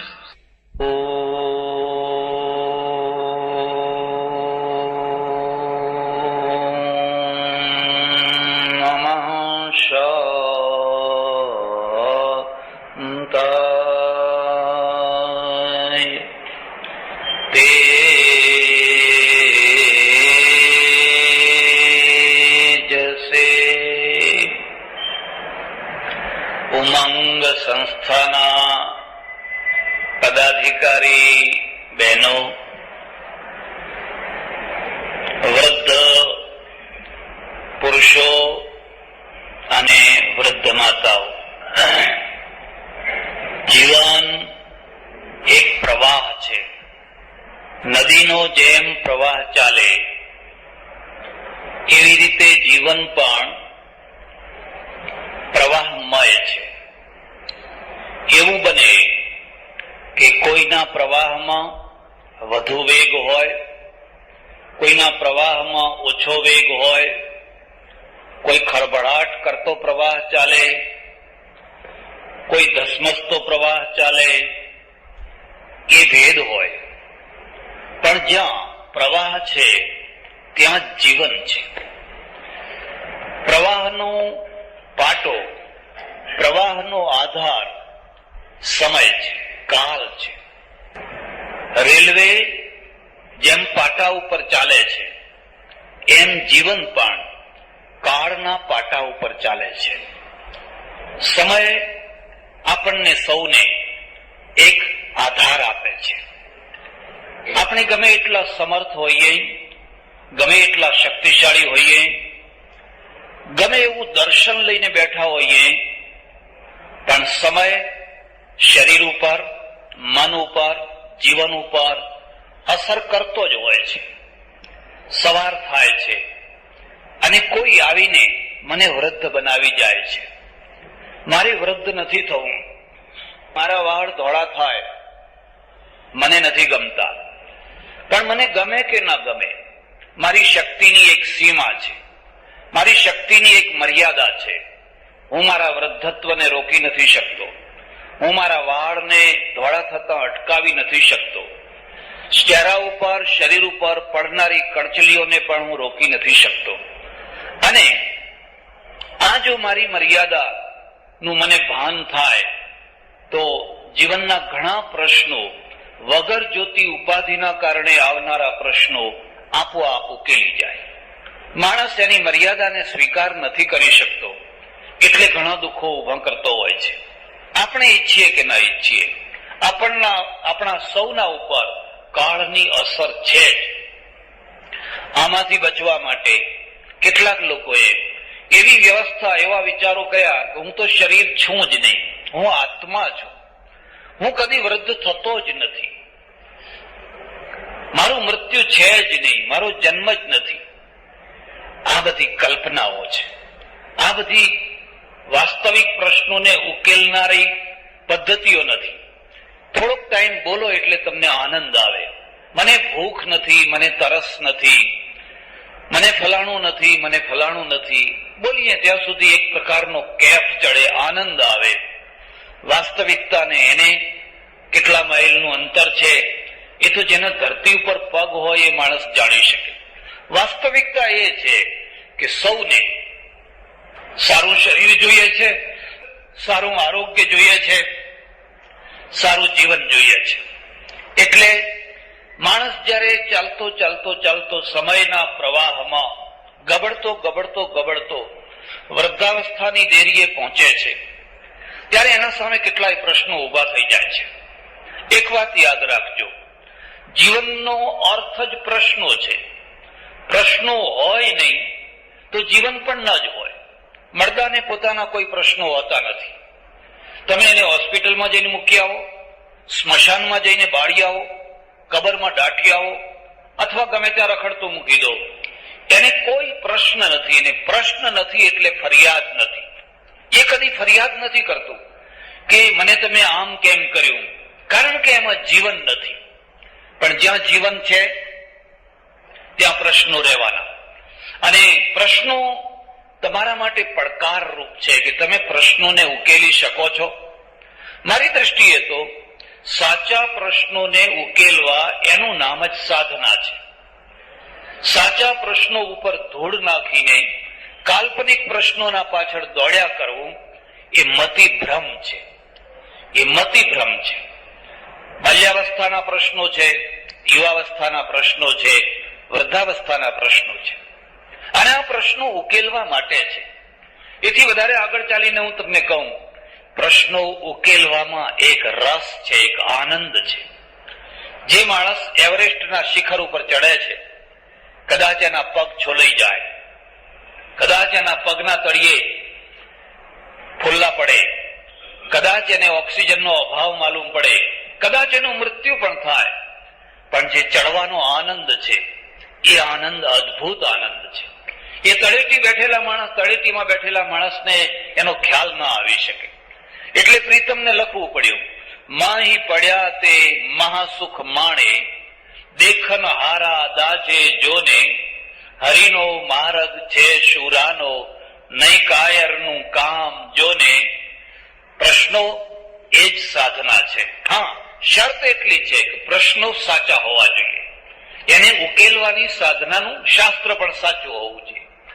જો પ્રશ્નોને કાલ્પનિક કરી દીધા, અવાસ્તવિક પ્રશ્નો કરી દીધા અને એના માટેની કાલ્પનિક પદ્ધતિ સ્વીકારી લીધી, જીવન એક ગુમરાહ જીવન બની જશે. ને ઘણી મહેનત કરીને જેમ પાણીમાંથી માખણ ના નીકળી શકે એમ જીવનમાંથી કશું પ્રાપ્ત નહીં થઈ શકે. એટલે વૃદ્ધાવસ્થા છે એ કુદરતી છે. મારો એવો ખ્યાલ છે કે જે સમયની સાથે ચાલે છે ને, સમય એનો મિત્ર બને છે. અને જે સમયની સાથે નથી ચાલી શકતો, સમય એનો દુશ્મન બને છે. સમયના મિત્ર જેવો કોઈ મિત્ર નથી અને સમયના દુશ્મન જેવો કોઈ દુશ્મન નથી. સમયની સાથે ચાલવાનો અર્થ શું છે? કુદરતી વ્યવસ્થા છે. તમે જયારે બાલ્યકાળમાં હોવ ત્યારે તમારો સમય બાલ્યકાળનો છે. બાળકની માફક જીવન જીવો. તમે ઉછળશો, કૂદશો, રમશો, ખેલશો, કોઈ તમને ટોકશે નહીં. ઉલટાની તમારી રમતો જોઈને કેટલી જશોદાઓ કૃષ્ણની માફક તમારા ઉપર વહાલ કરશે, પ્રેમ કરશે. કારણ કે સમયની સાથે બાળક ચાલી રહ્યું છે. ભણવાનો સમય છે, ભણવાની સાથે બાળક ચાલી રહ્યું છે. યુવાવસ્થાનો સમય છે, સાહસ કરવાનો સમય છે, લગ્ન કરવાનો સમય છે, દાંપત્યનો સમય છે, દેશ વિદેશ જવાનો સમય છે, કંઈક નવું જ્ઞાન પ્રાપ્ત કરવાનો સમય છે. તમે ચાલો સમયની સાથે. પણ સમયની સાથે જો મૈત્રી ન કરી શકાય, રમવાના સમયે રમ્યા નહીં, ભણવાના સમયે ભણ્યા નહીં, દેશ વિદેશની યાત્રા કરવાના સમયે યાત્રા ના કરી, સાહસ કરવાની જગ્યાએ સાહસ ન કર્યું અને સમય વહી ગયો, સમય ચાલ્યો ગયો. સમય ઉભો નથી રહેતો, સમય ચાલ્યો ગયો. બહુ મોડે મોડે તમને ખ્યાલ આવ્યો કે હવે મારે રમવું જોઈએ. હવે તમે રમવાનું શરૂ કરશો તો કદાચ તમે સમયની સાથે ફિટ નહીં થઈ શકો. કારણ કે રમવાનો એક પીરિયડ હતો, એ ચાલ્યો ગયો. હવે તમે કદાચ એવરેસ્ટના શિખર ઉપર ચડવા માટે કમર કસશો તો તમારું શરીર તમને સાથ નહીં આપે. તરેતીમાંથી જ પાછા ફરવું પડશે અને હાર્ટ એટેક આવી જશે, વાહ આવ્યો હશે, તમને સમય સાથ નહીં આપે. જીવન સમયના પ્રવાહની સાથે ચાલે છે અને સમયની સાથે જો મૈત્રી કરવામાં આવી હોય તો સમય સૌથી મોટામાં મોટો ગુરુ છે, માર્ગદર્શક ભૂમિઓ છે. વૃદ્ધાવસ્થા મંગલમય છે અને ત્રાસદાયક છે. મંગલમય ક્યારે છે? જે માણસ નિશ્ચિત સમય પ્રમાણે ચાલતો ચાલતો 60 વર્ષે પહોંચ્યો છે, એના માટે મંગલદાયક છે. ત્રાસદાયી કોના માટે છે? જેને પહેલાના પીરિયડોની કોઈ પરવા નથી કરી. કદાચ એના માટે વૃદ્ધાવસ્થા ત્રાસદાયી બની જાય. હમણાં મારા એક સજ્જન થોડા સમય પહેલા જ મૃત્યુ પામ્યા. પોલીસ ખાતામાં બહુ મોટા ઓફિસર હતા, બ્રાહ્મણ હતા. જેટલી વાર હું જઉં એમના ત્યાં જરૂર ઉતરું. કદાવર શરીર, ભરાવદાર ચહેરો, એટલી સૌમ્યતા, એટલી ભદ્રતા, વાત કરે તો એટલી સરસ વાતો કરે, તમને એમ લાગે કે તમે એક સારા માણસની પાસે બેઠેલા છો. અને ભવભૂતિએ જે કહ્યું છે, સતામ સદભી સંગ કથમપી પુણ્યેન લભતે, એ એમને એમ નથી લખ્યું. કોઈ સારા માણસની પાસે 5 મિનિટ બેસવાનું મળે, તમે જોજો તમારા અંગે અંગ ખીલવા લાગશે, પ્રફુલ્લિત થવા લાગશે. માણસ સૌથી વધુમાં વધુ સમય એના માટે જુલમ ક્યારે કરતો હોય છે? જેની પાસે બેઠા પછી તરત જ આપણું મોઢું સોગ્યું થઈ જાય. હવે એના કારણે થાય કે આપણા પોતાના કારણે થાય, પણ એ સમય એના માટે ત્રાસદાયી છે. પછી એ સાસુ હોય, સસરો હોય, વહુ હોય, પતિ હોય, પત્ની હોય, સાહેબ હોય, શેઠ હોય, ગમે તે હોય, જ્યાં એના સમીપમાં તમે બેઠા નહીં, એ તમારા ચહેરા ઉપર ચારે તરફથી જાય. આ સમયનો સૌથી મોટો ત્રાસ છે. અમે બેસીએ, વાતો કરીએ, અને વૃદ્ધાવસ્થાના 85 વર્ષની ઉંમરે પણ આ માણસે પોતાની ખાતાના જે માણસો નિવૃત્ત થયેલા એ બધાનું કામ કર્યા કરે. કોઈના પેન્શનમાં અડચણ હોય, કોઈને બીજી કોઈ અડચણ હોય, પોતે જાતે જઈને જુદા જુદા ખાતાઓમાં જઈ અને વ્યવસ્થા કર્યા કરે. જીવનમાં એક તૃપ્તિ, છોકરા છે, વહુઓ છે, છોકરાના છોકરાઓ છે, એની વહુઓ છે, એના છોકરા છે, એને રમાડે છે, છતાં નિર્મોહી છે. અને ઘરમાં એટલું માન છે, એટલું બધું માન છે કે બધા બાપા બાપા બાપા બાપા બધા કરે છે. અને બાપા એવા છે કે અમાન થાય, અણગમો થાય, અભાવ થાય એવું કોઈ કામ નથી કરતા. કોઈ કામ નથી. 4 પેઢી એક સાથે રહે અને છતાં વૃદ્ધ અભાવ વિના રહી શકે. હું માનું છું કે આ જીવનની એક બહુ મોટામાં મોટી કળાની પ્રાપ્તિ છે. મૃત્યુ જે છેલ્લી ઘડી સુધી વાત કરતા રહ્યા, બધું સોંપી દીધું, હવે મારાથી આ કામ પૂરું થયું, હવે તમે સંભાળી લો. અને એક સર્પ કાંચડી ઉતારે એવી રીતે શાંતિથી, કોઈ ડચકો ખાધા વિના, કોઈ દવા પીધા વિના, કોઈને ઉજાગરો કરાવ્યા વિના, કોઈને દોડાદોડી કરાવ્યા વિના શાંતિથી, મને કે કોફી પીને કોફી બનાવડાવી, કોફી પીધી, વાતો કરીને સૂઈ ગયા. બસ સૂઈ ગયા. આ માણસને વૃદ્ધત્વ ભારરૂપ નહોતું. આ માણસને જિંદગી ત્રાસરૂપ નથી. કારણ કે મરણને પણ એને આમંત્રણ આપેલું, હવે હું તૈયાર છું. પણ બધા આવા સદભાગી નથી હોતા. અને જે સદભાગી નથી હોતા એમની તો ચર્ચા છે. જે સદભાગી છે એને તો પ્રવચનની જરૂર નથી, એને તો કોઈ જરૂર જ નથી. એનું તો જીવન પ્રવાહમય ચાલી રહ્યું છે, કિલકિલાટ કરતું. પણ બધાને આવું નથી મળ્યું હતું. મને, તમને બધાને જે મળ્યું છે એમાં એકલો મારો પુરુષાર્થ કામ નથી કરતો, સંજોગો કામ કરે છે, બીજી બધી ઘણી વસ્તુઓ કામ કરે છે. અને એ રીતે મારી દ્રષ્ટિએ વૃદ્ધત્વની સાથે 4 મોટા પ્રશ્નો જડાયેલા છે. 4 પ્રશ્નો. પહેલો પ્રશ્ન આર્થિક પ્રશ્ન છે, જે પાયાનો પ્રશ્ન છે. બીજો પ્રશ્ન આરોગ્યનો પ્રશ્ન છે. ત્રીજો પ્રશ્ન લાગણીઓનો પ્રશ્ન છે. અને ચોથો પ્રશ્ન, જે સૌથી કદાચ મહત્વનો છે, એ છે આંતરિક હૂંફનો. આંતરિક હૂંફનો. મેં આંતરિક શબ્દ જાણી કરીને વાપર્યો છે. પહેલામાં પહેલો પ્રશ્ન આર્થિક છે. આર્થિક પ્રશ્ન ઉકેલી શકાય છે અને દુનિયા લગભગ એ રસ્તે ચાલી નીકળી છે. તમે પરદેશમાં જાઓ, પરદેશમાં વૃદ્ધોને આર્થિક પ્રશ્ન બહુ નડતો નથી. સરકારે જવાબદારી ઉપાડી લીધી છે. વેલફેર સ્ટેટ થયા.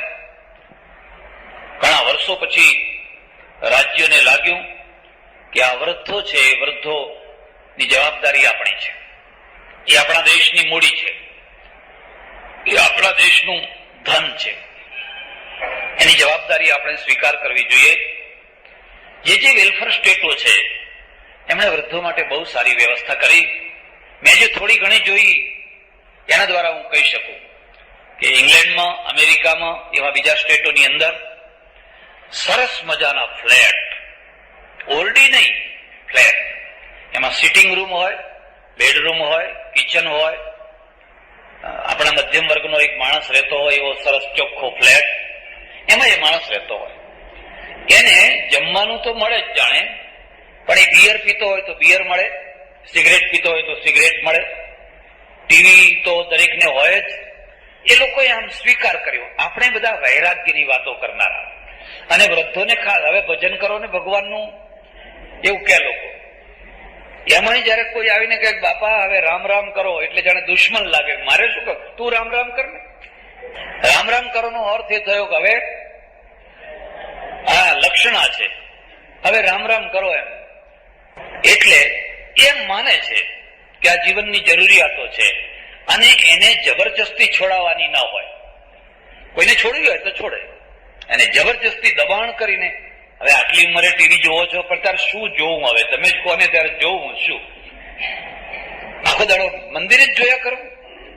આપણા ત્યાં પણ ધીરે ધીરે જીવનને સકારાત્મક દ્રષ્ટિએ જોવાની વૃત્તિ જાગતી થઈ છે. આપણે જીવનને નકારાત્મક દ્રષ્ટિથી જોતા રહ્યા છે, અને એટલે કેટલીક વાર બનાવટી વૈરાગ્ય રાખવો પડે, બનાવટી ત્યાગ રાખવો પડે.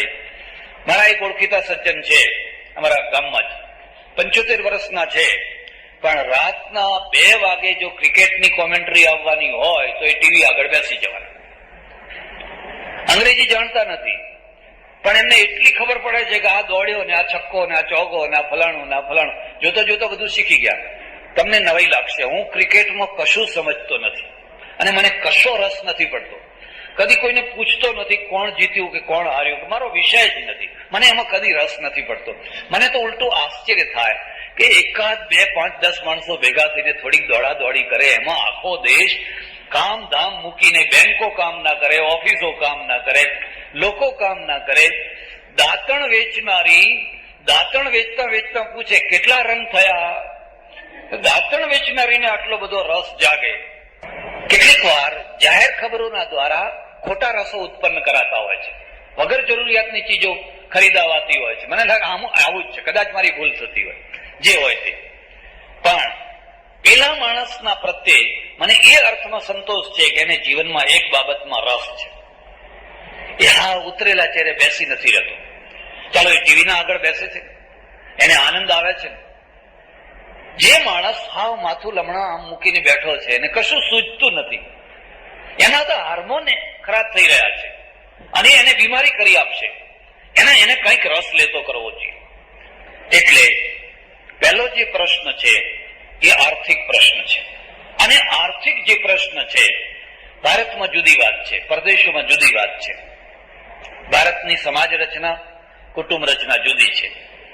ભારતમાં જે કુટુંબ વ્યવસ્થા હતી અને આજે પણ ઘણા અંશમાં એ છે, પણ મારું માનવું એવું છે કે આ કુટુંબ વ્યવસ્થા પહેલા અને આજે પણ બહુ થોડા અંશમાં સફળ રહી છે.